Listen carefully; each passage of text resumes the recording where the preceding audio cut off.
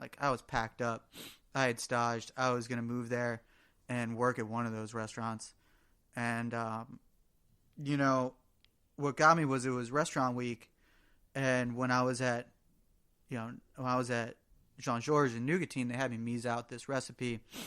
That's like a classic recipe of theirs where it's like a miso butter situation that's like sheeted out, and then they lay it onto salmon, and then they broil that. Right? It's super delicious, and it's like old school Jean-Georges. Yeah. And so we're drinking later. You know, I mise that out, not even thinking about it. Like, this is the coolest fucking restaurant I've seen in a while. Like, dope. So we're like out in Brooklyn later. We're with O'Hara. We're with his boys that like worked, you know, at Jean-Georges. Like left. I think he was a sous at Nougatine. You know what I mean? It's very, you know, a lot of these guys are bouncing. You know, they bounce throughout these restaurants, and you know, they get this sous. He's a sous at this restaurant, and he's, you know, making his restaurant week menu.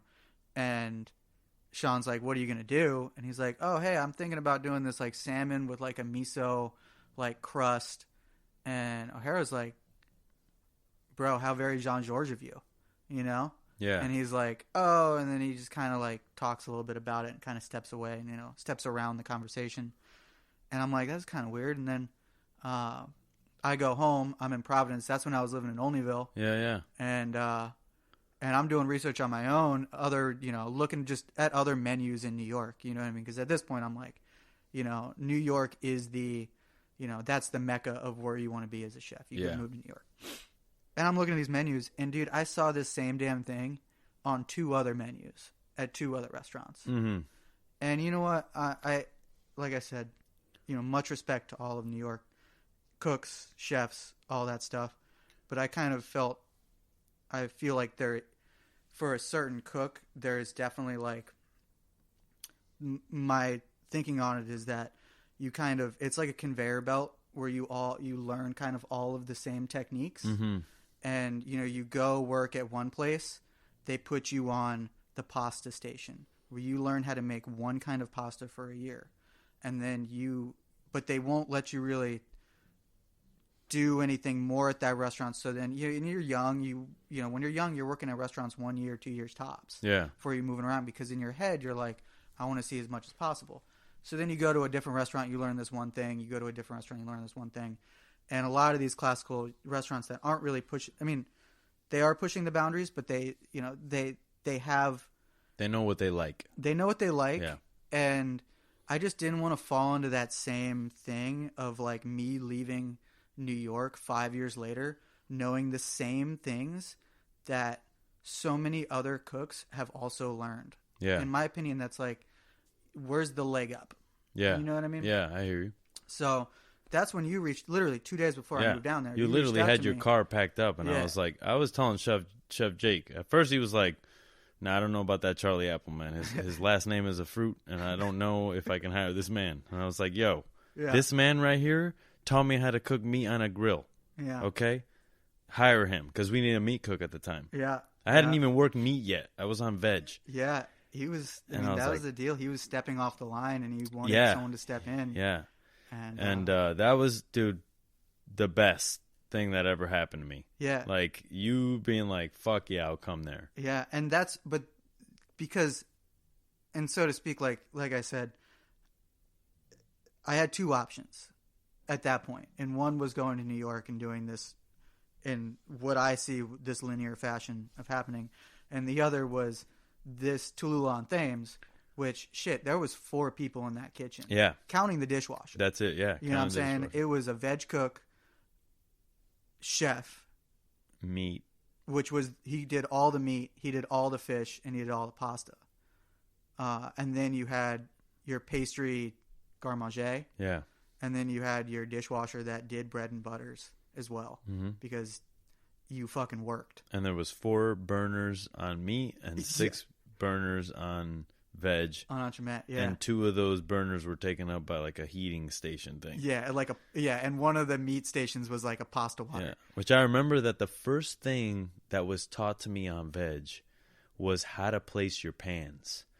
because you had this one rack and you had to figure out how to put so many pans on there with sets. And keep them hot.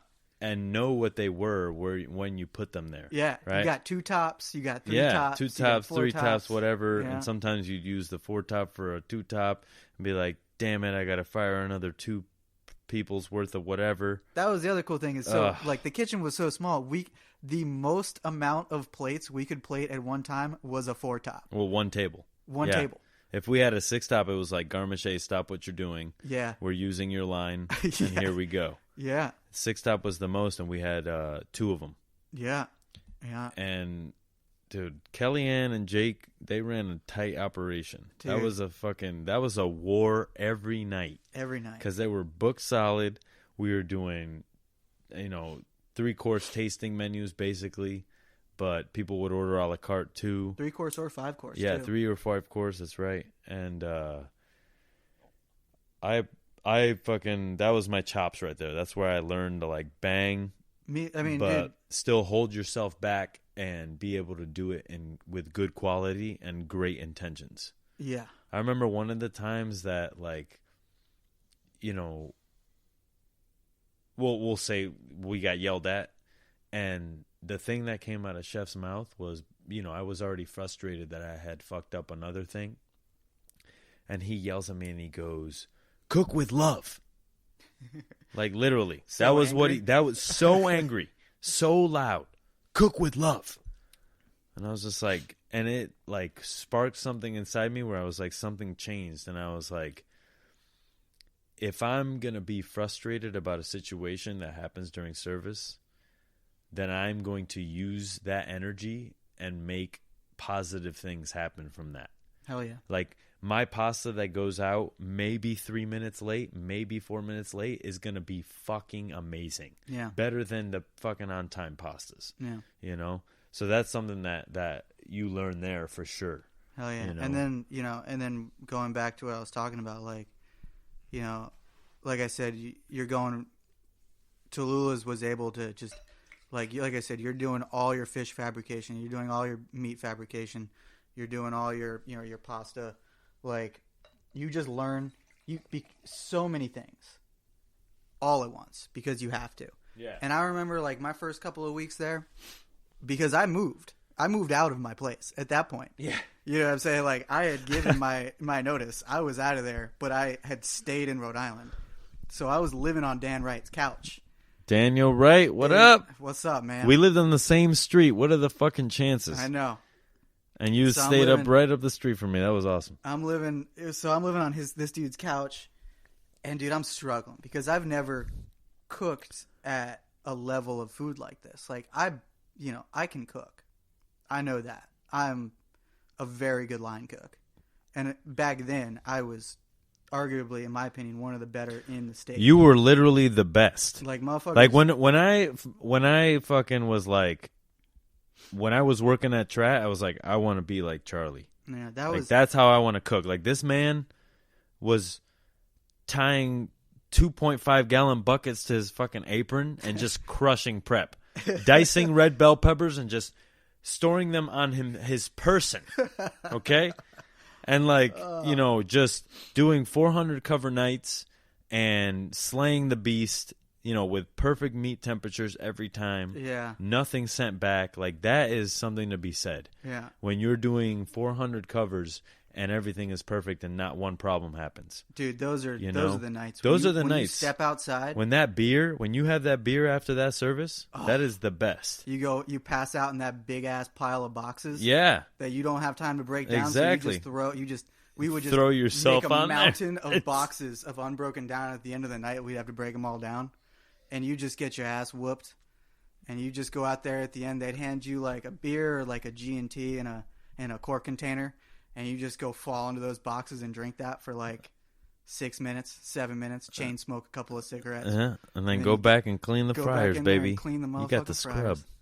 Fryers. But that's the thing. So going to Tallulah's, I had still never, like when I was at, when you're doing 400 covers, you probably have 4, maybe 5 touches on a plate. You know what I mean? Yeah. You got, it's all pretty straightforward, and that's how you make it work. But Tallulah's shit, we had 16 components. 16 components on a damn plate. Be like the prep list would be like 6 dishes, but it would be long. Yeah, it'd like be the entire page would be taken up, and you're like, this is 6 dishes. It was nuts. And you're like, and then everything had 3 ingredients to it. Like you had to make these little purees, and like that was the first time. I remember when I first started working there, and I had I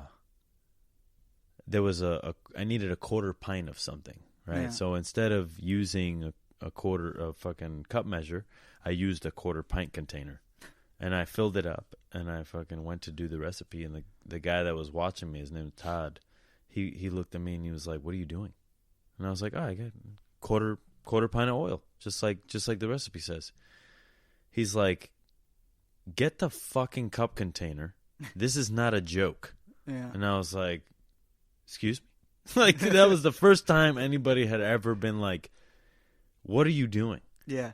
And at first I was like, "Why is this guy talking to me like that?" But that night when I went in the car and went home, I was like, he was right. Like I was treating that recipe like just any other recipe. Like just like, whatever. Not like this is the chef owner's recipe of the way he wants this done. Yeah. I need to do it this way. And that was a great lesson to learn.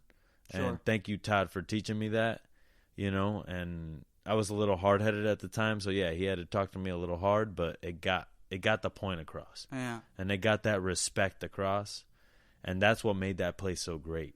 Yeah. Is that even when Chef Jake wasn't there, it was like, this is how he wants it. Yeah. So if you have a problem with this, you talk to him about it. Yeah. It doesn't matter what I think. Exactly. It doesn't matter what you fucking think.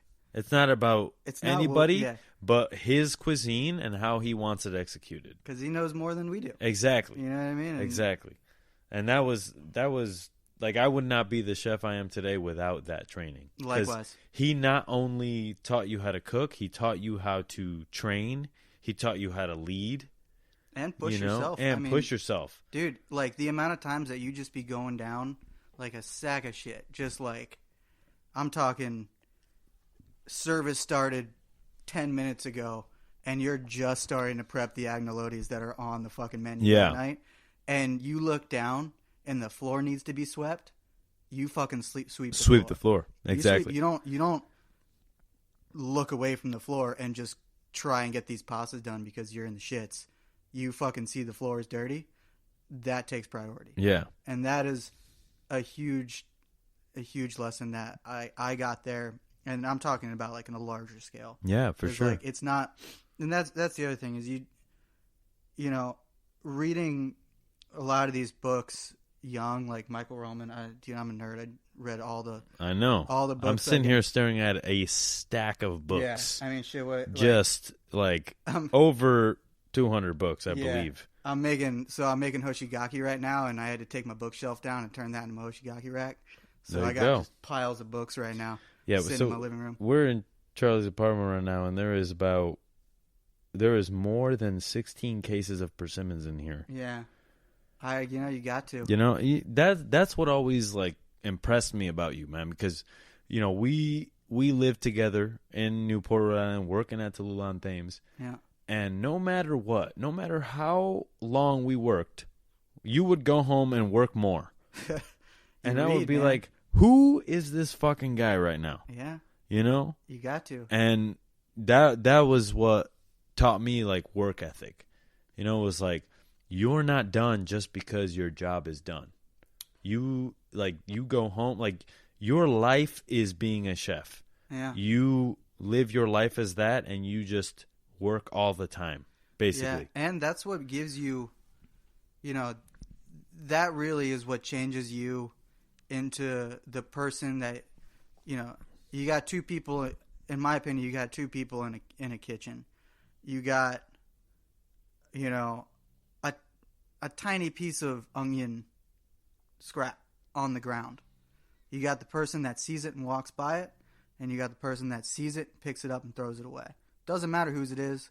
Doesn't matter who dropped it. Doesn't matter if it's the fucking guy I don't like that dropped it, and I saw him drop it. The onion's on the floor, and you pick it up and throw it away, because at the